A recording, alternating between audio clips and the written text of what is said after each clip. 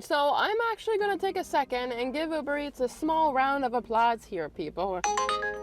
Not really with that order. 1 second. $6 for kilometers at 12:09 p.m. is an absolute no-go. But they haven't shown you exactly why I'm giving them a round of applause, but we're going to talk about it. So Uber Eats doesn't get all the credit in the world. Why? Because the round of applause is for a mistake that they've been doing for a little while now, which is not disclosing to us drivers on double stacked orders where our drop-off are, where the restaurant that we're going to, and so on and so forward. But as of today, I just officially got done doing one order. And as of today, Uber Eats is now showing the drop-offs when it comes to double stacked orders.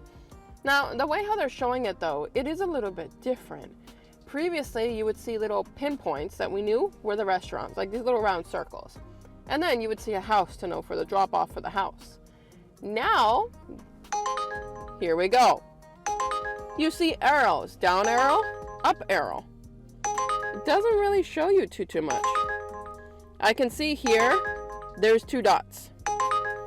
But, is my dots my drop-off? There's 1, there's 2. So I'm going to take a guess here. And I am going to decline this one. It's not the worst off. Oh wait, it is a bad offer. $7.96 for 12 kilometers. It's just dinging in my ear. Sorry about that, guys.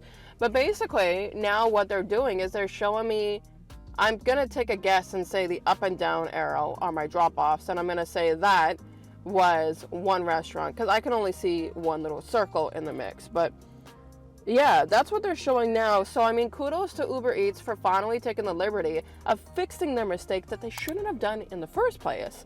Because as an independent contractor, if I am an independent contractor, I have the right to choose what gig I want to do.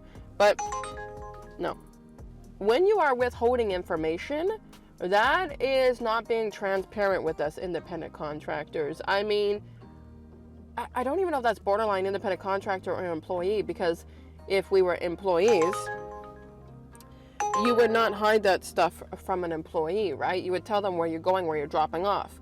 But as an independent contractor, they thought that that was okay. And yet, as an independent contractor, as a gig worker, as a self-employed person, we have the right to know where we're going, right? I'm accepting the payout. I'm accepting the destination. I'm accepting the kilometers. But Uber found themselves to be quite smart by taking that away. Now, what I want to know is for you to comment in the comments below. Which market are you in, and are you seeing this now? Today is currently Friday, December the 2nd, at the time that I've recorded this video. And I'm assuming this is probably going to come out on Monday, but this has not been something I've been hearing from other gig workers just yet. I'm sure I'm going to hear about this over the weekend, but it's interesting to see, because I know in the United States, unfortunately, Uber does target, I find, in the US a lot more, because for a very long time, they're not showing you the drop-off locations. For us, there's an upwards arrow and a downwards arrow. I don't know which one is first and which one is second. I haven't done a double stacked order since this new update has happened.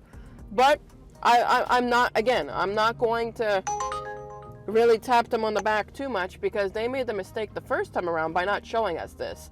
So the way I look at it is they're fixing their mistake. But am I happier with this? Yes. Of course, I'm going to document and record if anything changes in the mix with Uber Eats. But am I happy as an independent contractor to see this happening, that Uber Eats drivers can now see double stacked order drop-offs? Yes, of course. Why? It makes my life so much easier. People were asking me, how did I do my drop-offs previously? Damn these non-tip orders. I can't make money off that. People were asking me previously, how did I make money on these double stacked orders, or how did I choose to accept my double stacked orders when I couldn't see the drop-off locations? And the easy answer to that is look at this one. I would look at the bottom to see where it was going. So this one's going to Longueuil. So from that means I could assess, like if it's going La Prairie, Brossard, Longueuil, Saint-Hubert, I could judge whether I wanted to go or not as a double stacked, and I always took the dollars to kilometers in faith. If it's not so busy rush hour, I do expect something about $1.50 per kilometer. However, if it's a busy rush hour, for $2 per kilometer, even if it's, let's say, 14 kilometers, but you're going to give me, let's say, I don't know, $28, yeah, I'm going to do it as $2 per kilometer, and that's how I would assess it previously.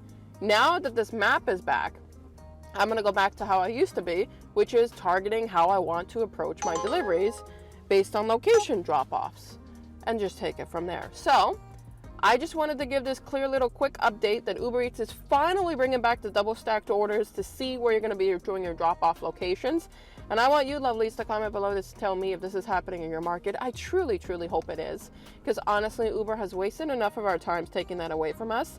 It does not give us the approach as an independent contractor to want to really work with a company that's not going to be discreet, that is being discreet and is not showing us exactly how things are going to go.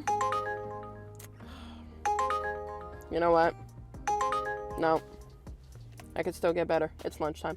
So it's not exactly showing us what we need to know when we want to go. So because of that, it has definitely been something that they've been hiding out on us that none of us have enjoyed, but we'll see in the mix. So I'm going to stay tuned to the comments. I'm going to let you lovelies go, and I'll catch you lovelies in the next video.